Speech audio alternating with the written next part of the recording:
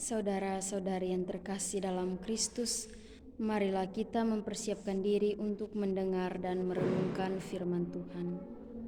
Marilah kita berdoa dalam nama Bapa dan Putra dan Roh Kudus. Amin. Allah yang Maha Rahim, terima kasih untuk penyertaan-Mu sepanjang hari ini. Pada kesempatan ini, kami akan mendengar dan merenungkan firman-Mu. Kiranya Tuhan senantiasa menyertai kami. Demi Kristus Tuhan dan pengantara kami, yang hidup dan berkuasa, Allah sepanjang segala masa. Amin. Semoga Tuhan beserta kita, sekarang dan selama-lamanya. Inilah Injil Yesus Kristus menurut Markus. Dimuliakanlah Tuhan. Pada suatu hari, Yesus bersama Petrus, Yakobus, dan Yohanes turun dari gunung, lalu kembali pada murid-murid lain. Mereka melihat orang banyak mengerumuni para murid itu, dan beberapa ahli Taurat sedang mempersoalkan sesuatu dengan mereka. Ketika melihat Yesus, orang banyak itu tercengang-cengang semua dan bergegas menyambut Dia. Yesus lalu bertanya kepada mereka, "Apa yang kamu persoalkan dengan mereka?"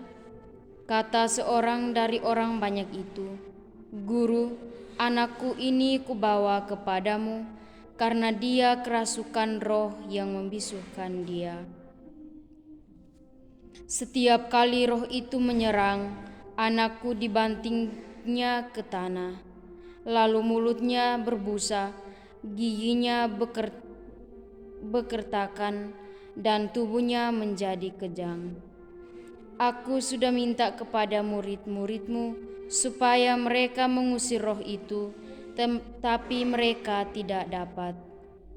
Maka kata Yesus kepada mereka, "Hai kamu angkatan yang tidak percaya, berapa lama lagi aku harus tinggal di antara kamu? Berapa lama lagi aku harus sabar terhadap kamu? Bawalah anak itu kemari." Lalu Yesus membawanya kepada Yesus. Dan ketika roh itu melihat Yesus, anak itu segera digoncang-goncangnya, dan anak itu terpelanting di tanah dan terguling-guling, sedang mulutnya berbusa. Kemudian Yesus bertanya kepada ayah anak itu, "Sudah berapa lama ia mengalami ini?" Jawabnya, "Sejak masa kecilnya. Seringkali roh itu menyeretnya ke dalam api ataupun ke dalam air untuk membinasakannya. Sebab itu jika engkau dapat berbuat sesuatu, tolonglah kami dan kasihanilah kami." Jawab Yesus, "Katamu, jika engkau dapat?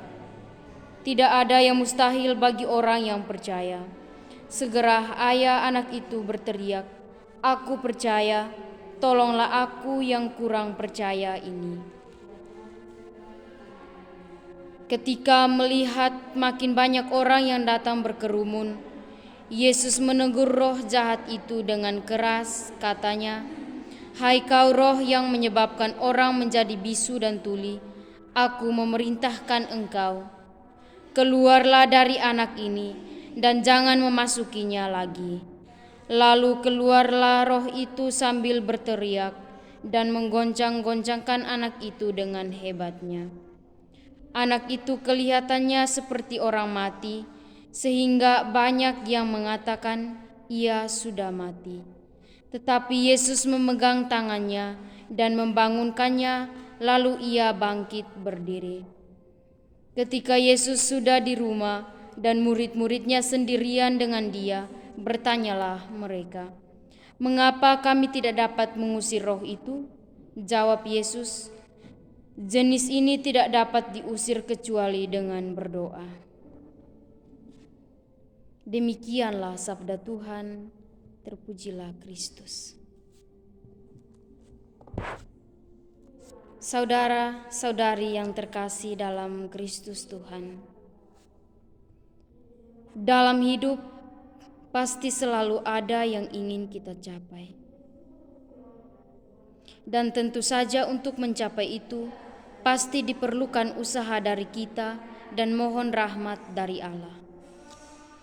Namun, seringkali ketika kita akan memulai usaha, tanpa disadari, kita sering dihampiri oleh rasa ragu-ragu. Bahkan bertanya pada diri sendiri, masa saya bisa melakukan itu? Hal itu tanpa kita sadari, bisa menghambat kita untuk melangkah maju.